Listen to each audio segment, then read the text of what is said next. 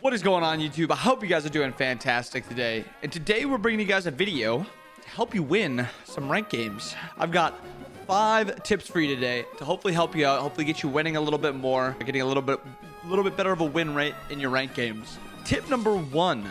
This is probably the biggest one because I think a lot of people have a very limited god pool. But have at least 2 gods in every role that you can play at a very good level, and at least 3 in your main role. So if you're a jungler, 3 really good junglers, get them into your god pool, and then have 2 in every other role. This will help it so if you do get autofilled, you can at least manage, at least go like, I don't know, 50% of like a guy who mains that role at like a top level. If you can at least not feed in most roles, usually your team is either going to win or lose you that game like without you. But if you're feeding, you're going to make it a lot more hard for your team to be able to win that game. And then you want 3 in your main just in case it is banned, especially if you're a jungler and your 3 mains are like Basta, Loki, Kleena. Like those gods get banned a lot. So make sure you're playing gods that don't have big ban rates. But I think jungle's the only one you kind of have to worry about that with. Just have maybe like a slightly more mid-tier god that's very rarely banned, like Hunbots. Very rarely is he going to be a bad god, so you might as well just have him into your god pool just in case. Tip number 2, focus on how to win the game and not on kills. 90% of the time, ranked games just become chasing down kills fest. That's like literally what it becomes. The mid laner gets low and you see your jungler and support just taking off to his Phoenix line just to try and kill him. If you're sending that mid laner back to base, that is almost as good as killing him because he has to go all the way back to base, walk all the way back out, and then entire 30 seconds for that he's not farming. Unless he's like a Janus, it's going to be very, very painful for him. It's the same thing in team fights. If you're poking them out, it doesn't need to be an all-in. You don't need to die or trade for a guy who's 1 health when you're 100% health. Your life and your life points are just as valuable as actually being alive or actually being dead. So a 100 health jungler on the enemy team who's just standing around doing nothing, useless. Same amount if he's dead. Don't worry if they're low. Focus on who's healthy on your team. Focus on who's healthy on the enemy team. And then play around objectives.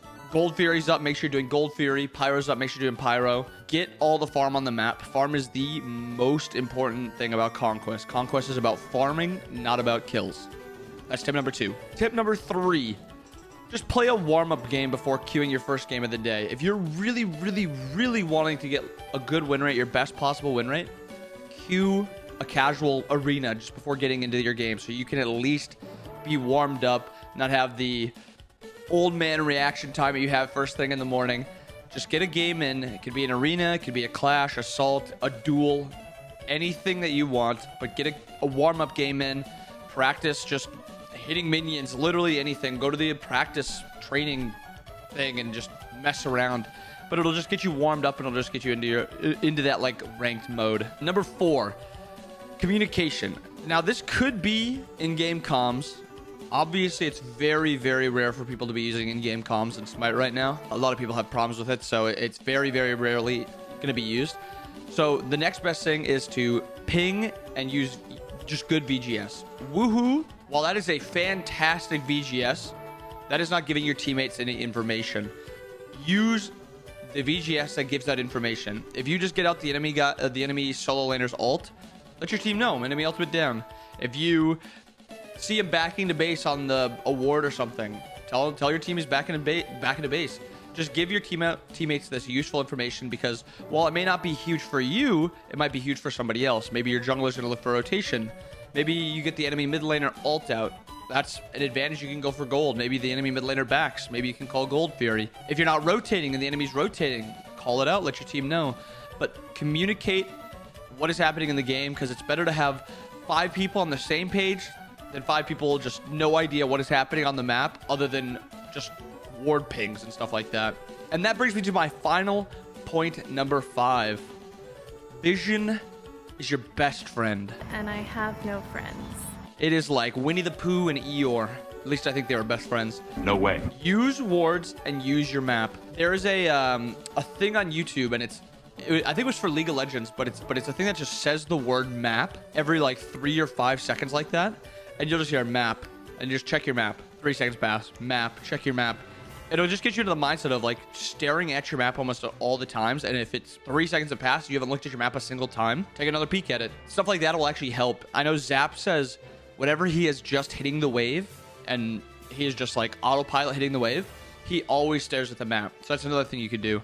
But the map is one of the biggest things you can use, especially because of how limited comms are. The map is some of the most information you can get. And to make the map more effective, what do you need? You need wards. While this is a lot bigger for junglers and supports, I think they should be investing the most into wards. It is a lot harder to just expect that in ranked. So if you're a mid laner, if you're a solo, if you're an ADC, just throw out a couple extra wards, because that could be the difference between getting ganked, living a gank. And it's a lot easier to put 50 gold into a ward that keeps you alive than it is to lose 300 gold because you missed an entire wave and your purple buff and your tower died. Like, just get wards out. It'll win you so many games. And there it is. 5 tips to help you guys win some more ranked games. Hopefully you guys' win rate skyrocket up. And if you have any other tips, you know, leave them in the comments for the other people. They could probably use them. I could use them too, to be fair. I lose a lot of ranked games. But I hope you guys enjoyed the video, and I hope you guys have a wonderful rest of your day. Peace.